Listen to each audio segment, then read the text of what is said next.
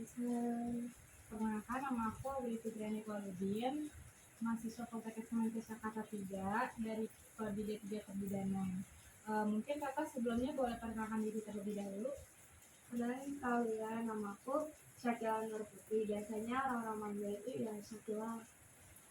Kak Syakila. Tujuan aku di sini itu untuk melakukan penyuluhan kepada remaja biar gimana sih terhindar dari penyakit anemia. Mungkin aku bisa meminta waktu kakak beberapa menit ke depan. Boleh. Jadi selanjutnya itu sebenarnya kakak tahu nggak sih pengertian dari anemia itu apa? Aku taunya anemia itu yang darah rendah aja sih Kak. Kalau sebetulnya aku kurang tahu juga. Jadi di sini ada list aku. Di sini tuh ada pengertian anemia. Anemia itu adalah kondisi medis yang ditandai dengan jumlah sel darah merah yang rendah atau kadar hemoglobin yang rendah dalam darah. Sel darah merah dan hemoglobin berperan penting dalam membawa oksigen ke seluruh tubuh. Jadi maksudnya ini contohnya kayak misalnya tubuh kakak ini mobil, terus sel darahnya itu sel darah merahnya itu adalah bensin yang memberi energi untuk mobil biar bisa bergerak. Terus hemoglobinnya ini pipa yang membawa bensin ke mesin. Jadi jika bensin atau pipanya tidak cukup, mesin mobil tidak akan bisa berjalan dengan baik. Jadi begitu juga kayak tubuh kita. Jika sel darah merah atau hemoglobinnya kurang, tubuh tidak akan mendapatkan oksigen yang cukup dengan baik. Jadi gejalanya itu kayak bisa bikin lemah, lesu, pucat, sesak napas. Terus yang sering banget nih anak remaja sering alami itu kayak suka pusing, sakit kepala, jantung berdebar-debar. Nah, terus selanjutnya itu ada juga nih dampak anemia pada anak remaja. Yang pertama itu ada penurunan imunitas. Jadi anemia itu membuat tubuh lebih rentan terhadap infeksi karena sel darah putih yang berperan membawa infeksi juga membutuhkan oksigen. Terus gangguan konsentrasi. Kekurangan oksigen ke otak itu berakibatkan anemia bisa membuat remaja kayak kita ini sulit buat konsentrasi. Terus penurunan prestasi belajar. Jadi kita tuh jadi kayak malas belajar. Terus habis itu mengganggu kebugaran dan beraktivitas. Anemia itu membuat remaja kayak kita ini mudah lelah, lesu, sehingga sulit beraktivitas menjalani sehari-hari. Lalu ini ada memperbesar resiko kematian saat melahirkan. Terus menjadi salah satu penyebab bayi lahir prematur. Selanjutnya itu ada berat bayi yang cenderung rendah.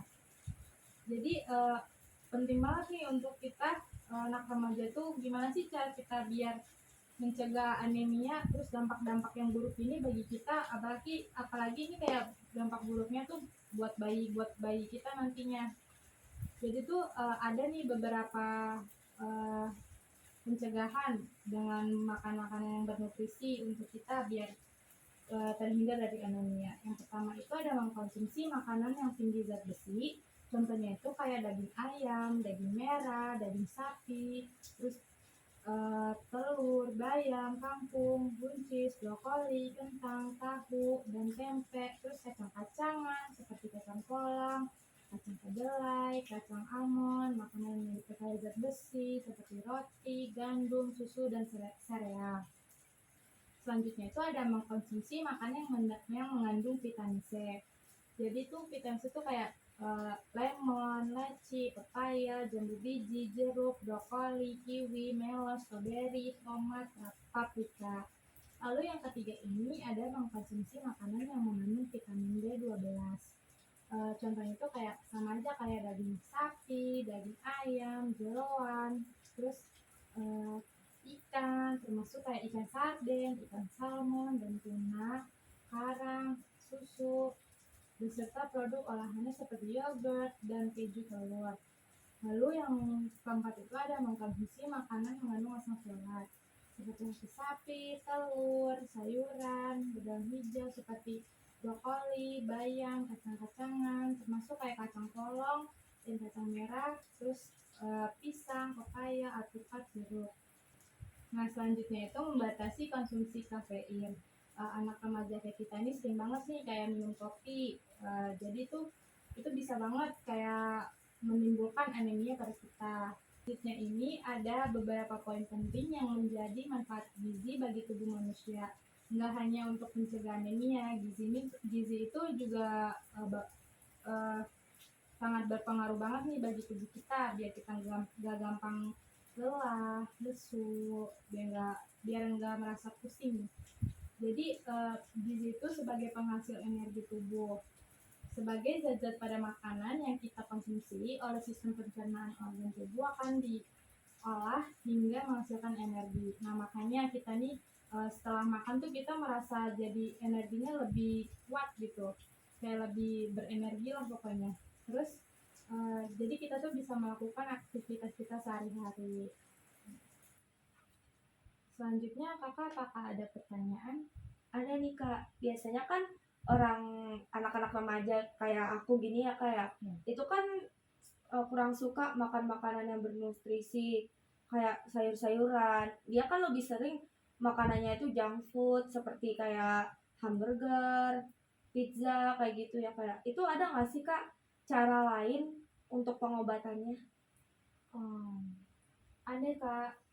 Jadi tuh pengobatannya tuh bisa kayak kita tuh sering mengkonsumsi obat atau pil gitu. Kayak obatnya itu kayak suplemen zat besi, suplemen vitamin B12, suplemen asam folat. Sama aja sih kayak makanan bernutrisi ini kan ada vitamin C, vitamin B12, zat besi, asam folat. Itu juga bagus sih kak. Kan biasanya anak remaja kita kan juga jarang banget nih makan sayuran gitu ya kak. Iya, jarang banget Kak. Nah, itu juga bisa sih jadi apa namanya, jadi pengganti buat kita, enggak hanya makanan juga. Mungkin dari pil atau obat itu bisa. Apakah ada pertanyaan lain kak? Udah, Kak. Makasih banyak. Baik, mungkin penyuluhan hari ini udah selesai, dan terima kasih banyak Kak Syakila untuk beberapa menitnya. Mungkin kakak bisa lanjutkan aktivitas kakak. Wassalamualaikum warahmatullahi wabarakatuh. Waalaikumsalam. Terima kasih banyak ya Kak udah memberikan penyuluhan yang sangat berguna. Terima kasih. Terima kasih.